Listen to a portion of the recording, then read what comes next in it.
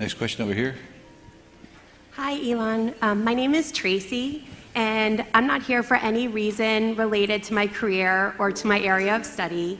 I'm actually here as a very cool and only slightly overbearing mother to my 10-year-old daughter, Harper, and a sister to my 14-year-old brother, Ben, who are both in the audience today, and who think of you the way that I guess I thought of Madonna at the same age.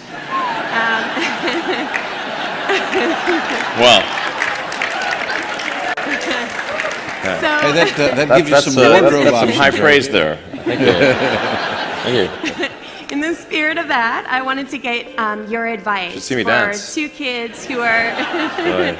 very interested in space and engineering and entrepreneurism. Thank you. I'm sorry. Space, engineering, and entrepreneurialism. What's your advice for them? What's your advice? Yeah, well, there's a lot of technical problems to solve. So I guess if we sort of, started studying kind of engineering and physics and biosciences and that kind of thing would be the way to go. Yeah. There are going to be a lot of problems to solve to make a city work on Mars. We were thinking of just as sort of a semi-joke, putting a job description on our website for urban planner in brackets Mars. There's going to be just a tremendous amount of problems to solve. There's just a lot of building and problem solving. So those are like the right, skills to work on if someone's interested in going beyond Earth or space in general. Thank you. We're glad you're here. Glad your kids are here too. They're the future for all of us. So thanks for coming. Sure. So how would you educate your 5 boys? Actually, I created a little school. Yeah. What kind of school? Could you describe to us? Sure. It's small. It's only got 14 kids now, and it'll have 20 kids in September.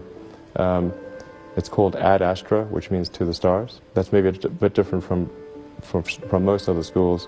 Is that there aren't any grades. There's no like not grade 1, grade 2, grade 3 type of thing. And making all the children go in the same grade at the same time, like an assembly line. I know.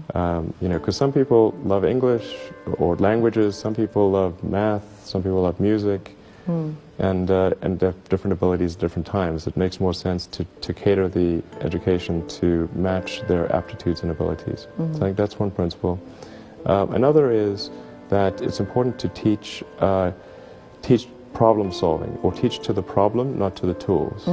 So this would be like, let's say you're trying to teach people about how engines work, or you could start by a more traditional approach would be to say, well, we're going to teach you all about screwdrivers and wrenches, and you're going to have a course on screwdrivers, a course on wrenches, and all these things. And this is a very difficult way to do it. A much better way would be like, here's the engine, now let's take it apart. How are we going to take it apart? You need a screwdriver.